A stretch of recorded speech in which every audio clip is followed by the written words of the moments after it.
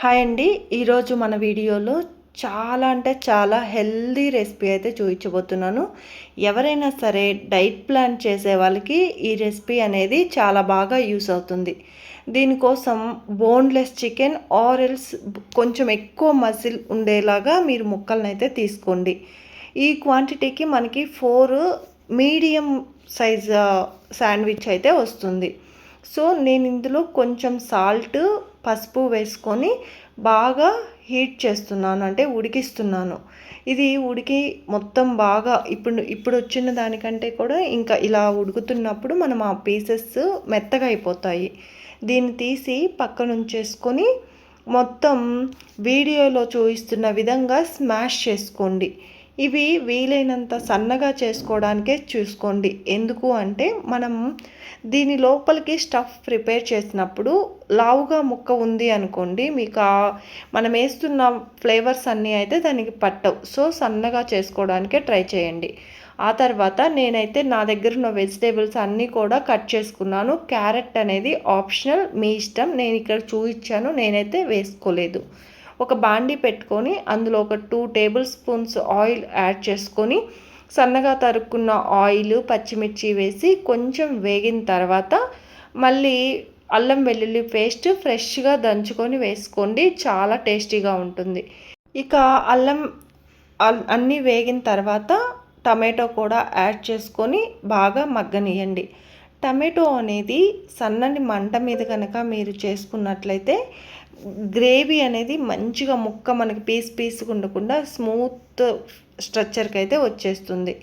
ఇలా కొంచెం మగ్గిన తర్వాత సాల్ట్, అలాగే స్ప్రింగ్ ఆనియన్స్ కూడా కట్ చేసుకున్నాం కదా, వాటిని కూడా యాడ్ చేసుకొని మంచిగా కలుపుకోవాలి.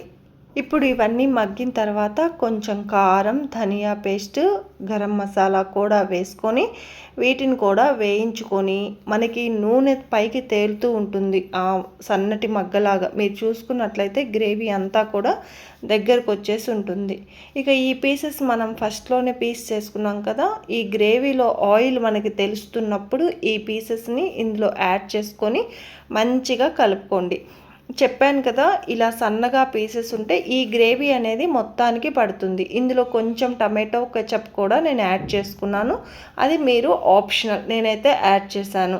ఇలా యాడ్ చేసుకున్న తర్వాత ఒక 5 to 6 మినిట్స్ అయితే సన్నని సెగ మీదని కొంచెం వేయించేసేయండి. ఈ విధంగా వస్తుంది. ఇప్పుడు దీన్ని తీసి పక్కన ఉంచుకొని ఒక ప్యాన్ పెట్టుకొని మనం ఏదైతే స్లైసర్ ఉంటుంది కదా, బ్రెడ్ స్లైస్, ఆ స్లైస్ తీసుకొని మొత్తం ఈవెన్గా అప్లై చేసుకొని 2 వైపులా గీ వేసుకొని కాల్చుకోండి. గీ అనేది ఆప్షనల్ అండి, మీరు వితౌట్ గీ ఆయిల్ కూడా చేసుకోవచ్చు. ఆయిల్ యూజ్ చేసుకోవచ్చు, అసలు ఏం లేకుండా కూడా చేసుకోవచ్చు. నేనైతే ఇక్కడ గీ యూజ్ చేస్తున్నాను. 2 వైపులా మంచిగా కాల్చుకున్నారంటే ఎంతో టేస్టీగా డైట్కి యూస్ అయ్యేలాగైతే ఈ రెసిపీ అనేది యూస్ఫుల్ అవుతుంది. మీకు ఇంకో విషయం అయితే చెప్పాలి. నా వీడియోస్ నేను ఇప్పుడిప్పుడే ఛానల్ని స్టార్ట్ చేశాను కాబట్టి కొంచెం క్లారిటీ, అలాగే వీడియో ఎడిటింగ్ బాగుండకపోయి ఉండొచ్చు. బట్ నేను ఏదైతే రెసిపీస్ మీకు షేర్ చేస్తున్నానో అవన్నీ కూడా నేను ట్రై చేసి నాకు బాగా వచ్చాయి అనిపించినయే మీకు యూస్ఫుల్ అయితే అది ఖచ్చితంగా దాని పాజిటివ్, నెగిటివ్ 2 కూడా కమెంట్స్ అయితే ఇస్తాను. అన్నీ పర్ఫెక్ట్గా అందరికీ రావాలని లేదు. సో నాకు పర్ఫెక్ట్గా వచ్చినా రాకపోయినా కూడా నేను మీకు ఆ రెండిటి వేరియంట్స్ని అయితే చూపిస్తాను.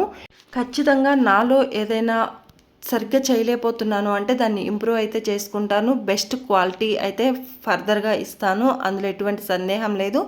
అండ్ మీ నుండి కూడా నేను ఎంతో కొంత సపోర్ట్ని అయితే ఎక్స్పెక్ట్ చేస్తున్నాను, మీరు ఇస్తారని కూడా అనుకుంటున్నాను. So please do like, share and subscribe. Thanks for watching.